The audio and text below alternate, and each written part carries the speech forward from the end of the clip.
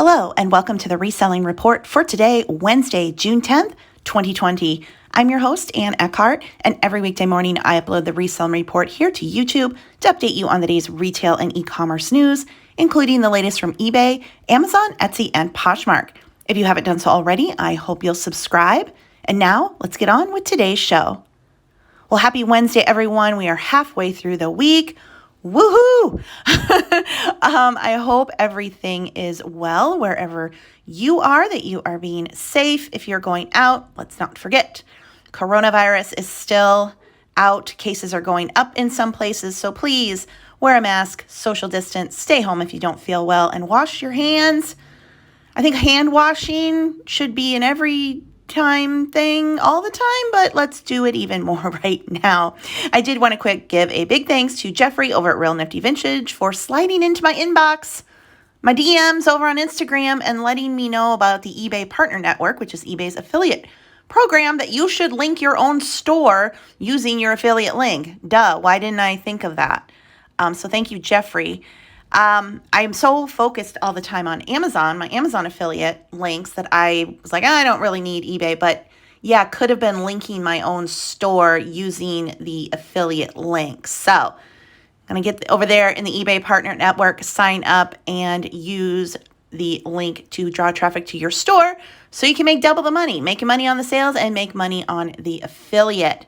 I also want to mention the eBay store coupon that we've been talking about, the bonus coupon that stores are getting. If you have a basic, a premium anchor store, we're getting an extra coupon in June. In addition to the next one that we will get in July. It's just due to the coronavirus and a way for eBay to help out. However, the email is apparently not reaching everyone for the store coupon. People are getting emails with the link and the coupon. I haven't gotten one, but I have seen on Instagram that the code thanks a lot works, and I did use it. So I went into the store supplies and used thanks a lot to get my $50. So now, will that work for everybody? I honestly don't know, but I used it, so it is worth a shot. Also want to talk about some sourcing opportunities, or just you like bargains.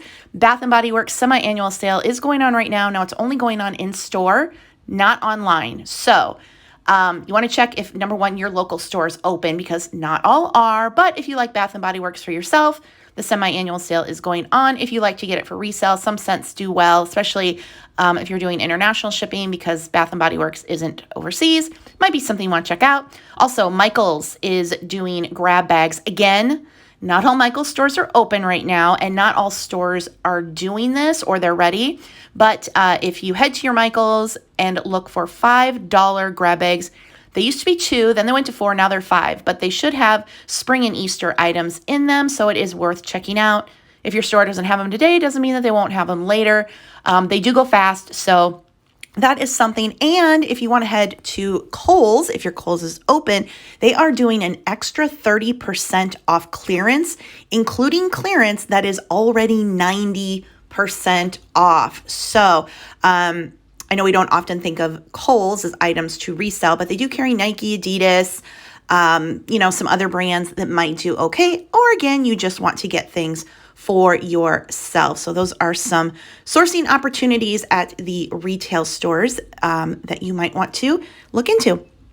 Before we get to the reselling sites themselves, I do want to address some comments regarding Monday's video where I talked about some commenters complaining about ads on videos.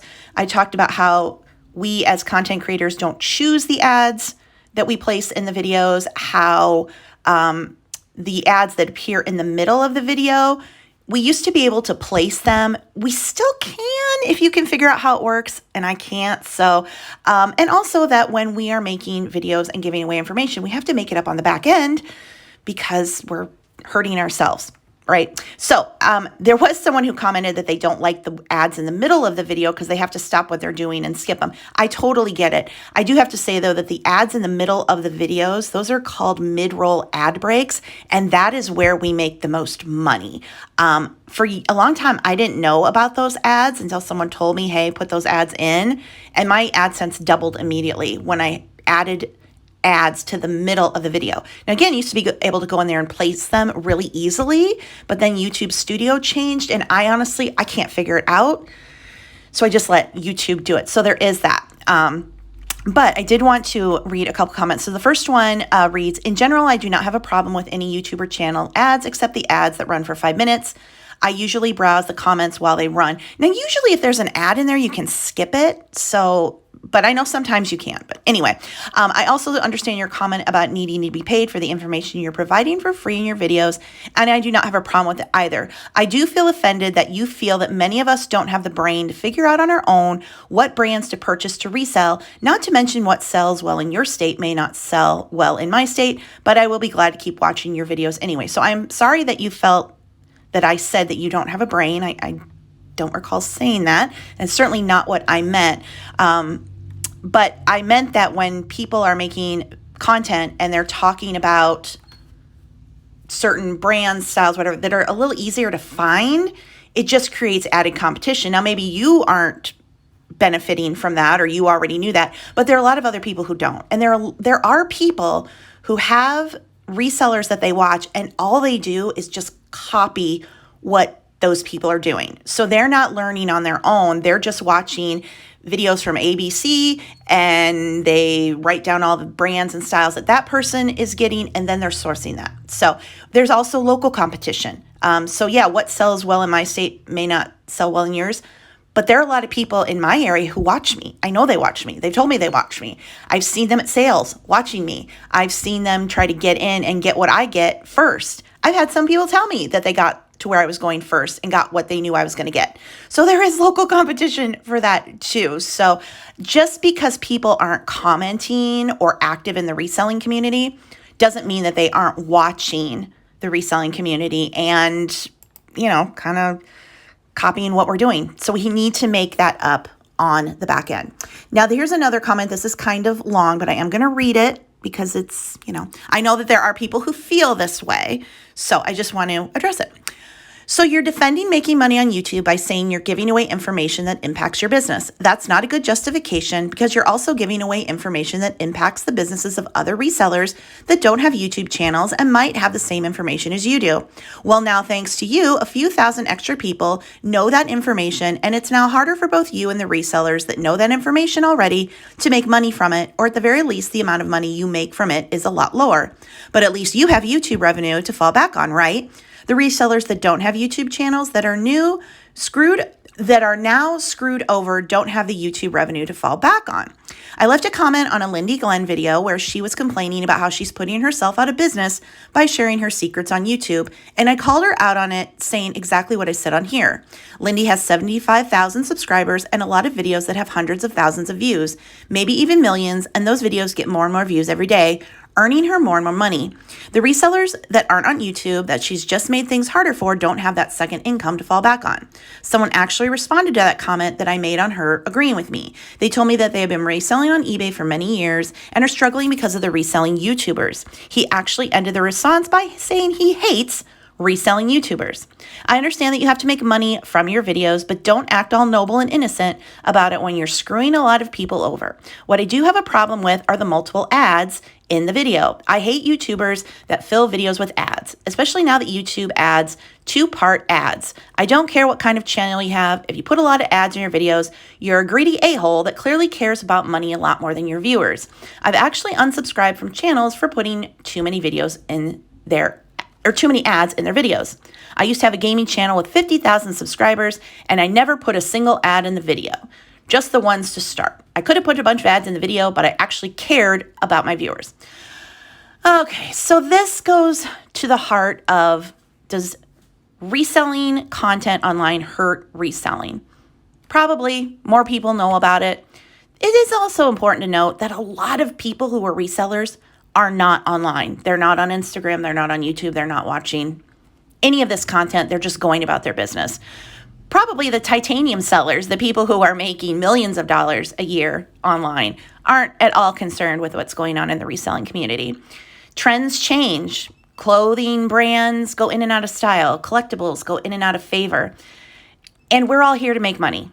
So part of reselling which is very hard to make a living just on reselling alone. It's hard work. And we've found ways to expand our reselling businesses into YouTube. I've expanded into books. Other people create other kinds of mentorship groups and programs or Patreon.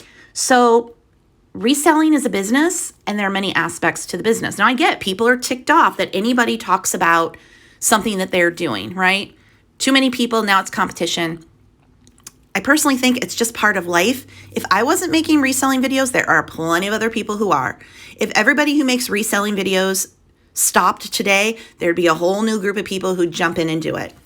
So you got to get on, you got to get on where you can get on, right? This is a discussion that has been going on since the beginning of online selling.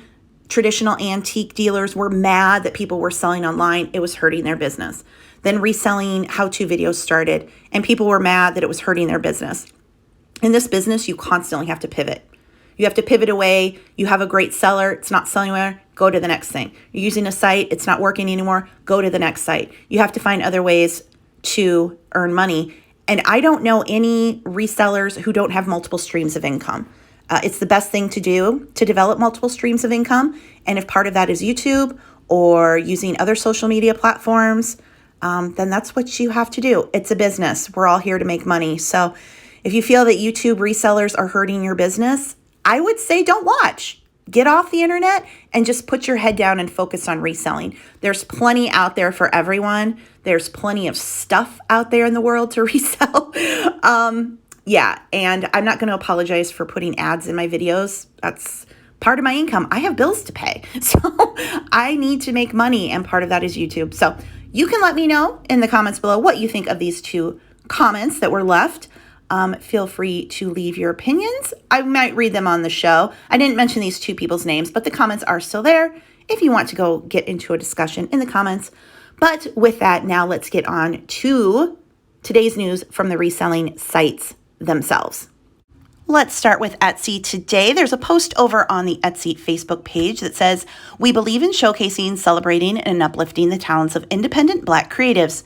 Discover one-of-a-kind creations from Black-owned shops in our community and share your own favorite Black-owned shops with us in the comments." So they have a post over on Facebook. You can go into the comments and link your Etsy shop there. They also have a portal on their website of editors' picks for Black-owned Etsy shops that you can peruse, and some stories with different African American sellers.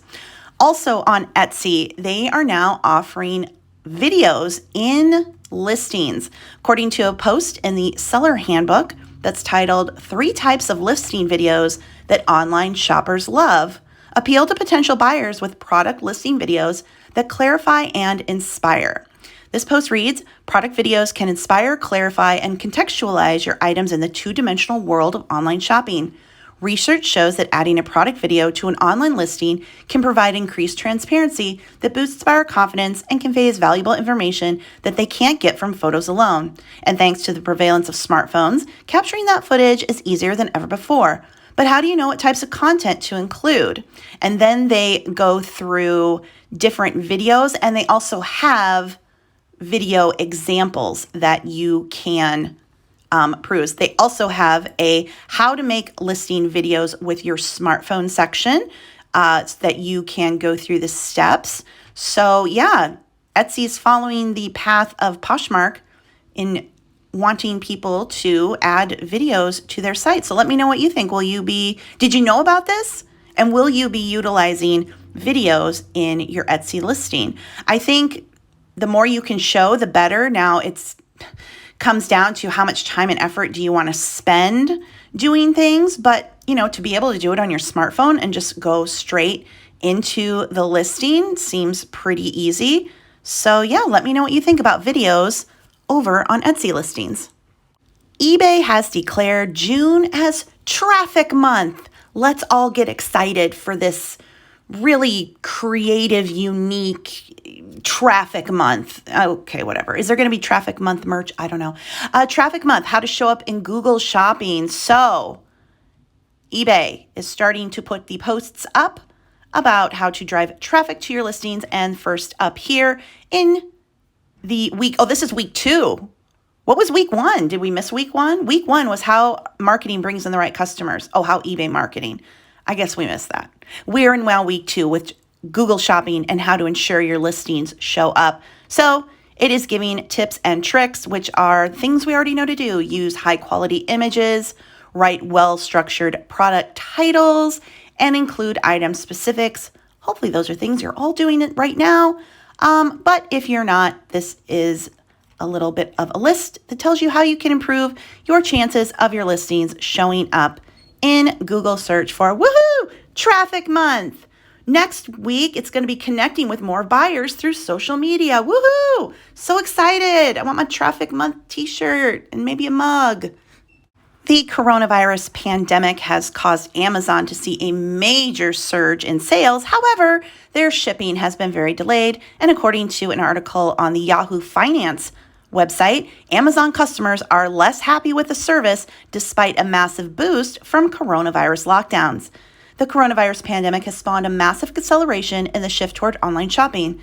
And while state economies are beginning to reopen across the country, it's unlikely that shoppers will completely abandon their newfound online shopping routines to return to brick-and-mortar stores. And none other than Amazon saw significant gains as a result of coronavirus lockdowns. According to Mark Mahaney at RBC Capital Markets, Amazon's performance during the novel coronavirus quarantines has made it the best global play off of online retail. But while users have clearly been spending more time shopping on the e-commerce giant's site, the sudden surge of new customers brought on by the coronavirus has put a hurting on one of the company's key metrics, customer satisfaction. And if left unaddressed, it could seriously hurt the company's growth moving forward. So the article does go on. It will be linked in the show notes below the video, but just talking about how shoppers are not happy with Amazon because of these shipping delays, which, we all understand the delays, but doesn't make a customer feel better when you're paying for Prime, which is 2-day shipping, and you're getting things 2-3 weeks later. Hopefully this is something that those of us who sell on eBay, Etsy, Poshmark have been rectifying and shipping really quick. I know I've been saying this the whole time, but there was never a better time to be on top of your shipping than over the past couple months.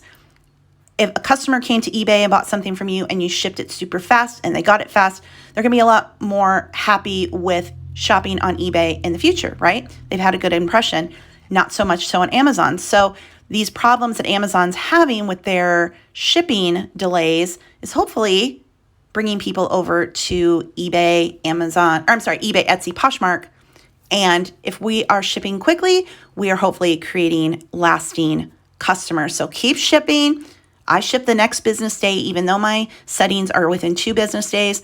I'm always trying to ship within 1 business day to keep customers happy, give them a good impression of eBay, and hopefully bring them back to the site. And maybe they will choose eBay in the future instead of Amazon, at least their first search for an item that they want. We've been discussing changes to the eBay Partner Network, which is eBay's affiliate program, and we all know about Amazon's affiliate program, Amazon Associates, but what do you think about a loyalty program for post office shoppers? According to a post on the e-commerce Bytes blog, USPS to launch loyalty program for shippers.